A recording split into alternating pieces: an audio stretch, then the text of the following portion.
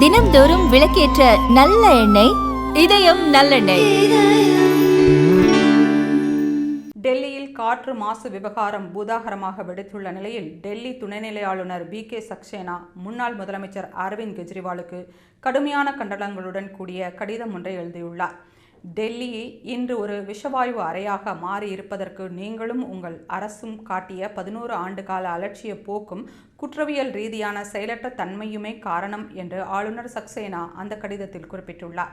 அதிகாரத்தில் இருந்தபோது காற்று மாசை குறைப்பேன் என்று கெஜ்ரிவால் கொடுத்த வாக்குறுதிகள் அனைத்தும் காற்றில் பறக்கவிடப்பட்டதாக அவர் சாடியுள்ளார்.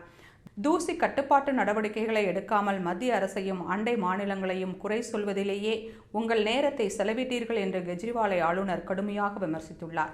யமுனை நதியை சுத்தம் செய்து விடுவோம் என்ற ஆண்டுதோறும் பொய்யான வாக்குறுதிகளை மட்டுமே அளித்தீர்கள்.